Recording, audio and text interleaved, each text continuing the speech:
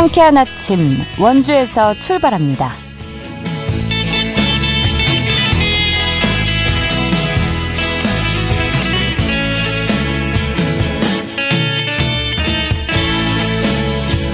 여러분 안녕하십니까? 6월 10일 화요일 KBS 원주방송국에서 보내드리는 상쾌한 아침 원주에서 출발합니다. 저는 진행의 이은주입니다.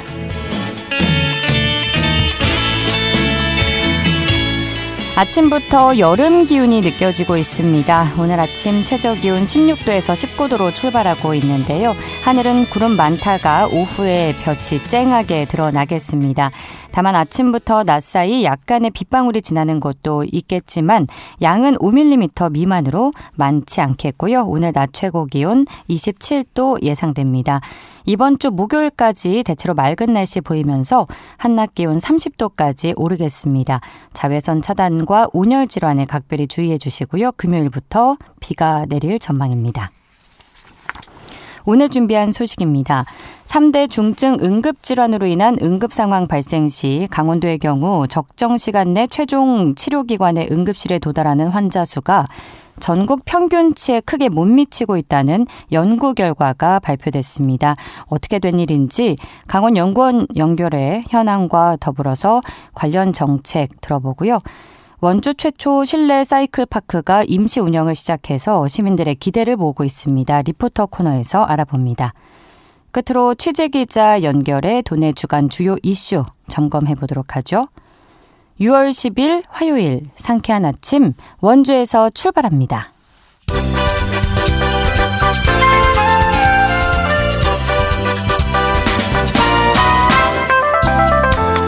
오늘의 뉴스입니다.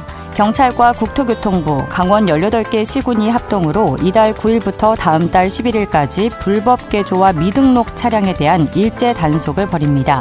단속 대상은 불법으로 차체를 개조했거나 번호판을 달지 않고 운행하는 차량 또는 이륜차입니다. 또 정기검사를 받지 않았거나 보험에 가입하지 않은 경우도 단속합니다. 지난해 일제 단속으로 전국에서는 35만여 건이 적발됐습니다. 영월군이 귀농인을 대상으로 농업 창업과 주택 구입 비용을 지원합니다. 농업 창업 자금은 세대당 3억 원 한도 이내이며 주택 관련 자금은 세대당 7,500만 원까지 지원받을 수 있습니다. 지원 희망자는 오는 7월 11일까지 영월군 농업기술센터를 방문해 신청하면 됩니다.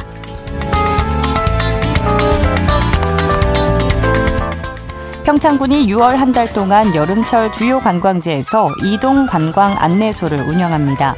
주요 장소는 박림면 개촌 클래식 마을과 청옥산 600마지기 등 관광객이 많이 찾는 지역인데요. 이동 관광 안내소에서는 관광지 연계 방문 유도를 위해 주요 관광지 안내와 홍보 영상 상영, 관광객 대상 이벤트 등을 진행합니다. 오늘의 뉴스였습니다.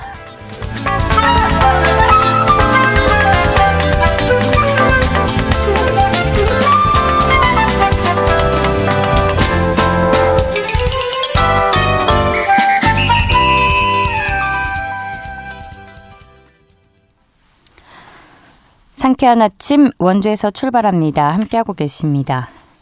3대 중증 응급질환, 다시 말해서 심혈관 질환, 뇌혈관 질환, 또 중증 외상과 관련한 응급 상황이 발생하면 무엇보다 신속하고 빠른 처치가 우선이 되어야 할 텐데요. 그런데 강원도의 경우 이송된 환자가 최종 치료기관의 응급실에 도달하기까지 전국 평균과 비교했을 때 더 먼 거리를 더 오래 이동해야 하는 실정이라는 연구 결과가 최근에 발표가 됐습니다. 강원연구원 임재영 연구원 연결해서 자세한 이야기 나눠보죠. 연구원님 안녕하십니까? 네, 안녕하십니까. 임재영입니다. 네. 먼저 다른 시도와 비교했을 때 강원도의 응급의료 인프라가 현재 어떤 수준인지 알려주실까요? 네, 강원도의 응급의료 인프라 상황은 되게 열악합니다. 예. 일단은 이 의료기관 수를 좀 알아보게 되면요. 예. 이 단위 면적당 응급의료 기관 수를 보면 이제 제가 2021년 기준으로 말씀을 드리는데 이 강원도의 이 응급의료기관 숫자가 이 다른 17개 광역시도랑 비교했을 때 굉장히 낮은 수준을 보이고 있습니다. 이를테면 권역응급의료기관 같은 경우에는 광역시도 평균이 이제 100제곱킬로미터당 0.15개인데 비해서 강원도는 0.02개, 그러니까 전국 평균 대비 13%밖에 안 된다는 수준이죠. 네. 그래서 일단은 굉장히 그 의료기관이라든가 의료 인력의 인프라가 좀 열악한 상황이고요. 그렇기 때문에 이제 응급 환자가 적정한 시간 내에 치료기관에 도착해야 되는데 이 도착하는 비율도 이 전국 평균에 미치지 못하고 있습니다. 그래서 강원도 같은 경우에는 3대 중증 응급질환, 급성 심근경색이라든가 뇌졸중, 중증 외상 같은 환자가 적정 시간 내에 최종 치료기관에 도착한 도착률이 2021년 기준 42.5%인데 이거는 전체 평균인 49.8% 크게 미치지 못한 수준입니다. 그렇기 때문에 강원도 의료 인프라는 굉장히 열악하다 이렇게 말씀드릴 수 있을 것 같습니다. 예, 적정 수준의 전국 평균으로 봤을 때 크게 못 미치고 굉장히 열악하다라고까지 말씀을 해주셨는데요. 네. 이 중증 응급 환자의 경우에는 무엇보다도 빠른 이송이 관건이겠죠. 네. 이렇게 그런데 응급의료 기관 수가 적다 보니까 네. 아무래도 이송 서비스의 접근성 또한 현저히 떨어지는 상황이 아닌가 싶은데 어떻게 보시나요? 네, 아까 앵커분께서 말씀을 주시긴 했지만 3대 중증 응급질환 제가 아까 말씀드린 급성 심근경색이라든가 뇌졸중, 외상, 중증 외상 이런 경우에 이제 환자가 발생했을 때 이 의료기관까지 도달하는 시간이라든가 거리 측면에서 한번 조사한 이 통계 자료가 있는데요. 예. 이 강원도 같은 경우에는 이제 중증 외상 환자로 국한해서 말씀드리면 광역시도 평균 대비 이송 시간이 강원도가 7.6분이 더 소요가 되고요. 그다음에 거리 측면에서는 9.8km를 더 이동했다라는 것으로 이제 자료가 나왔습니다. 그리고 중증 외상 이외에도 만약에 이제 그 심혈관계 질환 같은 경우에도 전국 평균 대비 강원도는 0.7분이 더 소요가 되고 2.9km를 더 이동하는 것으로 나왔습니다. 심지어 강원도 18개 시군 중에서 인제군이라든가 고성군, 삼척시 같은 경우에는 70km 이상을 이동해야만 환자가 의료기관에 도착할 수 있는 이러한 어떤 접근성이 문제가 있다. 이런 결과들이 나왔습니다. 네. 얼마나 더 걸리는지 수치로 설명을 해주시니까 더 와닿는데요. 네네. 네, 그렇다면 이제 다른 시도 대비 열악한 수준인 중증 응급 환자 이송 접근성을 만약에 개선하게 된다면 응급 환자 사망자 수 또한 줄어들게 되지 않을까 싶은데 연관성이 확실히 있을까요? 네, 이번에 제가 발간한 보고서에 이제 그런 분석 내용을 담았습니다. 예. 그래서 이제 2019년부터 21년까지 데이터가 나와 있는 최근의 기간인데요. 3개년 동안에 강원도 18기 시군에서 강원도 도민들 중에서 중증 외상이라든가 심뇌혈관 질환으로 인해서 응급 환자가 발생했을 때 걸리는 시간, 그다음에 이동하는 거리가 이 질환으로 인한 인구 10만 명당 사망한 환자 수에 미친 영향을 통계 분석했는데요. 이 통계 분석한 결과를 이제 우리가 이용하게 되면 만약에 이제 이송 시간이라든가 거리가 단축되게 되면 이 환자들을 살릴 수 있다. 살릴 수 있는 환자 숫자를 계산할 수 있는데요. 예. 이 중증 외상 같은 경우, 특히 대표적인 경우가 아마 교통사고 환자일 텐데요. 교통사고 환자인 경우에 만약에 응급 이송 소요 시간이 10분이 단축되게 되면 이 강원도의 인구가 총 152만 명 정도를 감안했을 때 대략 한 1.5명 정도가 감소할 수 있고요. 그다음에 응급 이송 거리가 단 10km만 감소한다 하더라도 총 사망자 숫자가 4.6명이 감소할 것으로 이제 분석이 됐고요. 더 굉장히 큰 경우는 급성 심근경색 같은 심장 질환 같은 경우에는 만약에 환자 이송에 걸리는 시간이 10분 감소되게 되면 이 심장 질환으로 사망하시는 분을 16명, 한 17분 정도를 우리가 살릴 수 있다. 이런 결과들이 나와서 이 응급 이송과 관련된 접근성을 개선하는 것이 굉장히 중요한 이슈다라고 이제 말씀드릴 수 있을 것 같습니다. 예, 응급 환자 이송 시간과 응급 환자의 사망자 수 분명히 연관성이 있어 보이는데요. 네, 맞습니다. 자, 그러면 상황이 나아지기 위해서는 무엇보다 관련 정책을 좀 대대적으로 손보는 일이 필요할 것 같은데 현 정책의 문제점이나 아쉬운 부분이 있다면 의견 나눠주실까요? 예, 일단 가장 중요한 거는 제가 접근성에 대한 말씀을 드렸기 때문에 이 접근성을 개선하기 위해서는 일단 응급의료기관이라든가 응급의료 인력을 확충하는, 즉 다시 말씀드리면 인프라를 구축하는 것이 제일 중요하다라고 말씀드릴 수가 있는데 그런 부분들은 사실은 단기적으로 해결할 수 있는 문제는 아니고요. 우리가 지속적으로 뭔가 들여다볼 필요가 있는 문제들이긴 하지만 실제 제도적인 측면에서도 뭔가 개선할 부분이 있다라고 생각을 하는데요. 일단 첫 번째 말씀드릴 수 있는 거는 환자가 발생해서 환자를 현장에서 이송할 때 그 환자가 어떤 상태이고 어떤 질환인지를 이제 분류하는 분류 체계가 있습니다. 네. 그리고 이제 분류 체계가 있고 병원에서는 또 병원 나름대로의 이제 중증 환자를 분류하는 기준이 있는데 이 기준이 다르게 되면 실제 이제 현장에서 이 환자를 이송을 할 때 이 환자가 어떤 상태의 환자인지 또 어떤 중증도의 환자인지를 정확히 알고 맞는 병원에 이송을 해야 되는데 이 분류 체계가 다르게 되면 문제가 발생할 수 있습니다.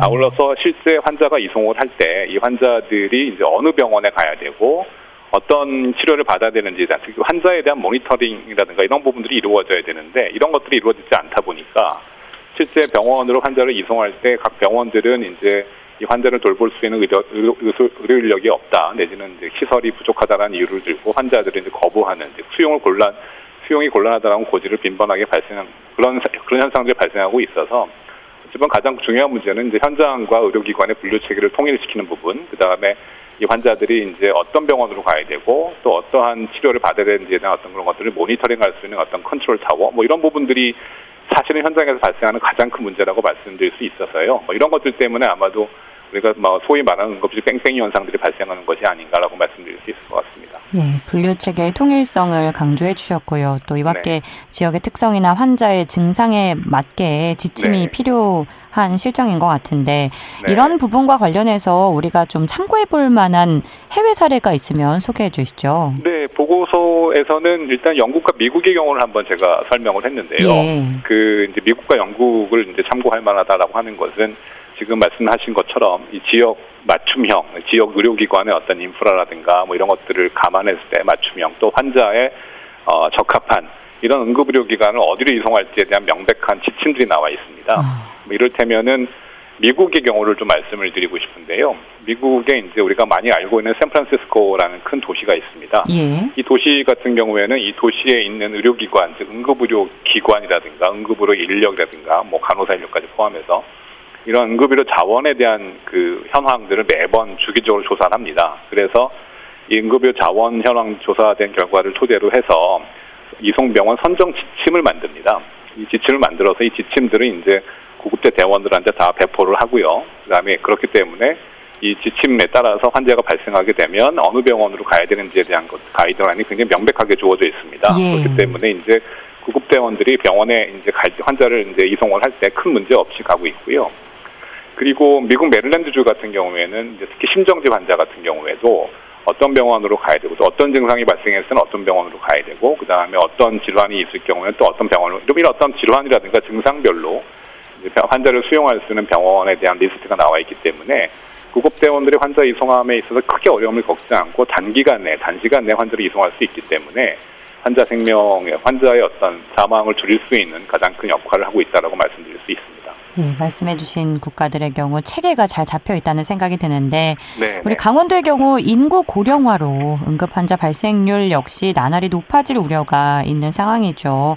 오늘 응급의료 인프라와 관련해서 체제 개편 또 정책 개선의 중요성은 아무리 강조해도 지나치지 않아 보이는데요. 끝으로 간략하게 전하실 말씀 있으면 청해 듣겠습니다. 네, 아까 잠깐 말씀드렸지만 일단 컨트롤 타워가 좀 정립됐으면 좋겠습니다. 그래서 환자가 발생했을 때 어느 병원으로 가라, 내지는 이 환자에 대한 처치는 어떤 것들이 필요하다라는 것들을 좀 말할 수 있는 컨트롤 타워가 반드시 필요하다고 생각을 하고요.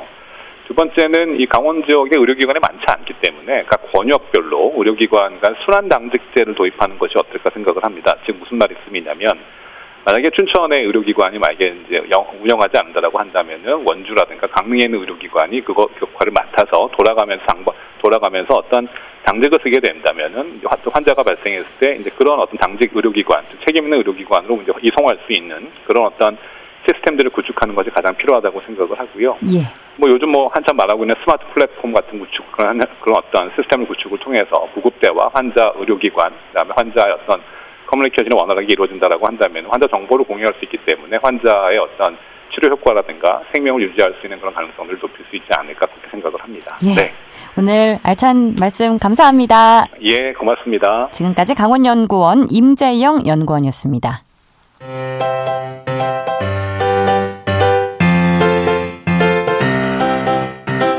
KBS 원주방송국이 유튜브 다시 듣기 서비스를 실시합니다. 매일 아침 강원 영서남부권의 뉴스와 정보를 전해드리는 상쾌한 아침 원주에서 출발합니다는 KBS 원주라디오 유튜브 채널을 통해 다시 들을 수 있습니다.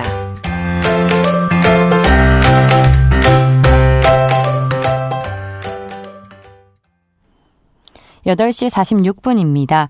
원주 최초의 실내 사이클 파크가 어제부터 임시 운영을 시작했는데요. 실내에서 즐길 수 있는 스포츠가 한층 더 활성화될 것으로 기대됩니다.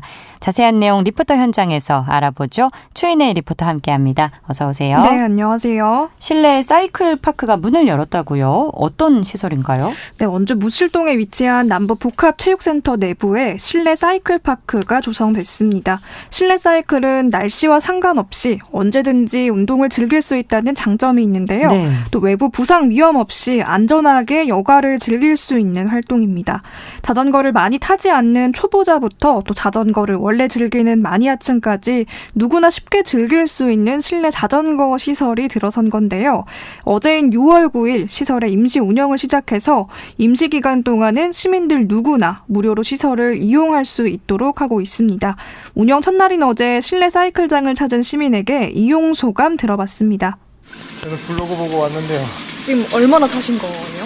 30분 정도? 어떠세요? 재밌습니다. 생각했던 것보다 재밌고 운동도 많이 되고 힘들어도 계속 자전거를 탈 수 있게 잘 만들어 놓으신 것 같아요. 원래 자전거를 좀 타시나요? 아니요.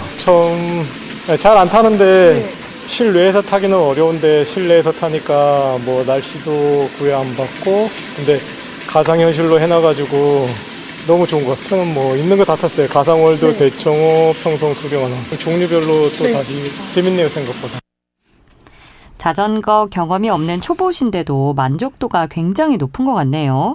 자, 이분께서 가상현실 배경을 다양하게 활용해봤다고도 하셨는데 특별한 사이클이 준비되어 있나 봐요? 네, 이 사이클장 내부에는 실내 사이클 30여 대, 시뮬레이션 사이클 20대, 평로라 10대와 스마트로라 6대가 설치되어 있는데요. 네.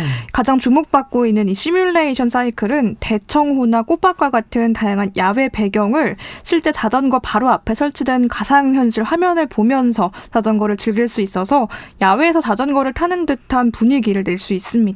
거기다 이 자전거의 경사도와 같은 난이도를 직접 설정할 수 있어서 실내 자전거지만 야외 자전거 못지않은 난이도를 낼 수 있는데요. 그래서인지 만나뵀던 시민분도 땀을 실제로 뻘뻘 흘리는 모습을 볼 수 있었습니다. 네. 남녀노소 시민 누구나 각자의 난이도에 맞는 맞춤형 프로그램을 설정해서 어린이부터 노인까지 누구나 이 자전거를 통해서 건강한 취미를 즐길 수 있는데요. 주식회사 아이케이코 안영손 대표에게 배치된 이 자전거 기능에 관해 설명 들어봤습니다. 운동 효과가 일반 실외에서 타는 자전거 효과가 그대로 나오는 거죠. 그래서 일반 저쪽 이제 헬스장에서 타는 실내 사이클보다는 운동 효과가 더 뛰어납니다. 같은 10분을 타더라도 이게 더 훨씬 더 운동 효과가 더 뛰어납니다. 아, 경사도나 저항이 들어가서요? 그렇죠.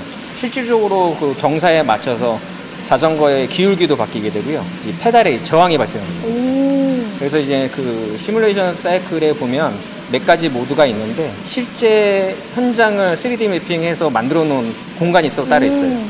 그래서 뭐 대청호수라든지 뭐 수련원이라든지 이런 실제 있는 공간을 그대로 3D 매핑해갖고 그 현장에 있는 그런 도로라든지 경사로든지 이런 거를 직접.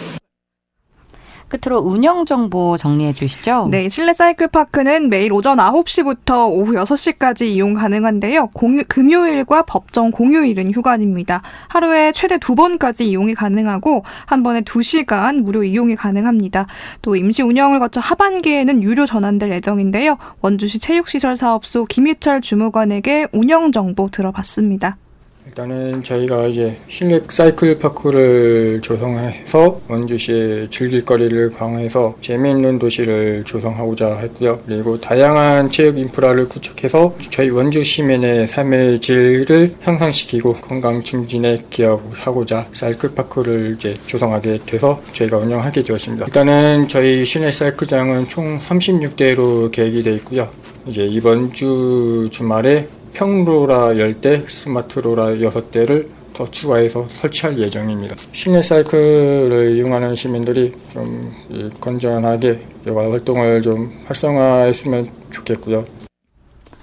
네, 어제부터 운영을 시작한 실내 사이클 파크 소식 알아봤습니다. 오늘 소식도 고맙습니다. 추인의 리포터였습니다. 네, 감사합니다.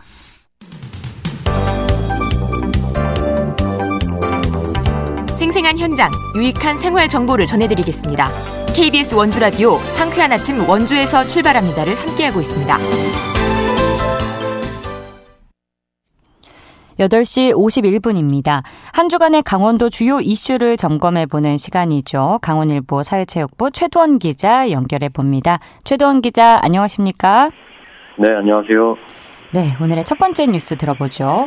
여주에서 원주까지 이어지는 복선 전철 노선 공사가 한창인데 공사가 완공되고 난 뒤에 이 노선에 수도권 전동차가 도입될 수도 있다고요? 네, 여주에서 원주까지 이어지는 복선 전철이 완공된 후 수도권 전동차가 달릴 수 있을지에 대한 여부에 지역사회의 관심이 고조되고 있습니다. 원주시는 현재 공사가 한창인 여주 원주 복선 전철에 수도권 전동차를 도입하기 위해 주력하고 있습니다. 우선 제6차 국가철도망 구축 계획에 여주 원주 복선 전철 수도권 전동차 도입을 반영하기 위해 총력을 기울입니다. 여주 원주 복선 전철의 개통 시기가 당초 2028년에서 2029년으로 1년 미뤄진 상태이기 때문에 시기적으로 충분히 타당하다는 게 원주시 측의 설명입니다. 다만 6차 철도망 구축의 수립 단계에서 우선순위에 밀릴 가능성도 있기 때문에 시민 의견을 수렴한 후 자체 예산을 조달하는 방안까지 고려하고 있습니다. 이를 위해 신호장 설치 등 노선 확대를 위한 행보에 적극 나선다는 방침입니다. 예, 여주 원주 복선 전철에 수도권 전동차가 도입이 된다면 그럼 지역에는 어떤 효과를 좀 기대해 볼 수 있을까요? 네, 원주시는 비교적 저렴한 비용의 수도권 전동차가 연결될 경우 AI 분야 개발자 등 인재는 물론 관광객까지 몰려들 것으로 보고 있습니다.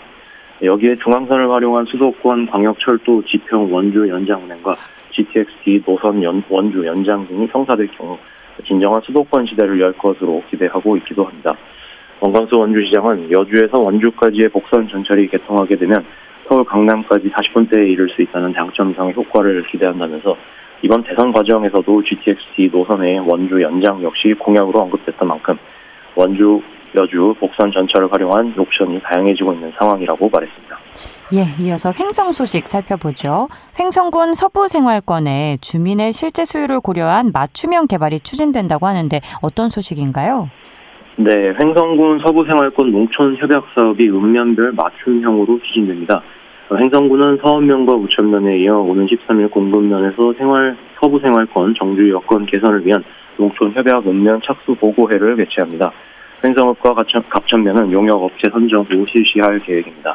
보고회는 군 담당자와 주민위원회, 농어촌공사, 용역사 관계자 등이 참석해 농촌협약 기초생활 거점 조성사업 기본계획 수립과 관련해 세부 내용 및 추진 계획을 설명합니다.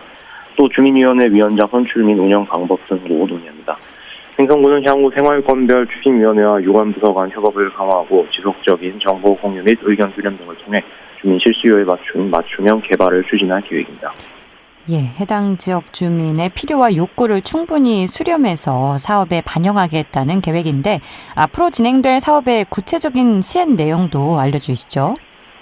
네, 횡성 서부생활권 농촌협약사업은 2029년까지 5년간 횡성읍과 우천, 갑천, 공군, 서읍면 등 5개 읍면에 국비 260억 원 등 총 442억 원의 예산을 투입해 농촌 중심지 활성화 및 기초생활 거점 조성 사업을 중점 추진하는 사업입니다. 특히 생활 SOC 확충, 문화, 복지, 체육 분야 생활 서비스 전달 체계 등을 구축해 농촌 지역의 정주 여건을 획기적으로 개선해 지역에 활력을 불어넣을 예정입니다. 이와 관련해 횡성군 관계자는 각 읍면 주민들의 실질적인 수요와 사업의 효과를 면밀하게 분석하고 최종 계획을 수립해 주민 생활 서비스 향상과 정주 여건 개선에 최선을 다하겠다고 말했습니다. 예. 평창 소식 이어갑니다. 평창군의 인구가 올해 들어서 가파른 감소세를 보이고 있어서 우려의 목소리가 높은데 자세한 평창군의 인구 현황 먼저 알아볼까요? 네, 2018 동계올림픽 개최지인 평창군의 인구 4만 명 통계가 초일기에 몰리고 있습니다. 5월 말 기준 평창군의 인구수는 4만 11명으로 집계됐습니다. 읍면별로는 평창읍 8,260명과 진부면 8,436명이 구축했고 대관령면이 5,820명, 봉평면이 5,570명, 대하면이 4,955명을 기록했습니다. 뒤이어 용평면 2,967명, 방림면 2,493명, 미탄면 1,510명이었습니다. 평창군의 인구는 지난해 연말 4만 396명에서 올해 1월 말 4만 305명, 2월 말 4만 189명, 3월 말 4만 90명, 4월 말 4만 38명으로 감소했습니다. 올해 들어서만 지난달 말까지 385명이 줄어든 셈입니다. 지난달 한때 군 인구가 4만 명 이하로 떨어졌다는 소문이 돌았지만 월말 통계는 가까스로 턱걸이를 했습니다. 이처럼 평창군의 인구가 감소하고 있는 원인을 좀 간략하게 살펴볼까요? 네, 이 같은 인구 감소세에 특별한 이유는 없지만 복합적인 요인이 작용하고 있다는 분석입니다. 평창군 인구 가운데 65세 이상은 14,478명으로 초고령화율이 36.15%에 달하고 있습니다. 이와 연관된 연간 사망자 수는 480명을 넘습니다. 반면 신생아는 100여 명에 그쳐 자연 감소가 가속되고 있습니다. 2010년을 전후해서는 동계올림픽의 영향으로 꾸준히 4만 2천에서 3천 명대를 유지해 오기도 했습니다. 평창군 인구정책팀 관계자는 고령화에 따른 사망자 지속 증가와 청년층 부족에 따른 저출산, 규모 있는 지역의 사업장 감원과 젊은 직원 이탈, 경기 침체에 따른 고용 감소 등 다양한 원인이 인구 감소의 원인으로 꼽힌다며 교육 환경 개선과 주거 복지 확대, 정주 여건 강화 등 다양한 대책을 추진 중이라고 말했습니다. 예, 오늘 소식은 여기까지 듣겠습니다. 고맙습니다. 네, 감사합니다. 강원일보 사회체육부 최두원 기자였고요. 6월 10일 순서 여기서 마칩니다. 기술 조원재, 구성 황진영, 진행의 이은주였습니다. 여러분 좋은 하루 보내세요.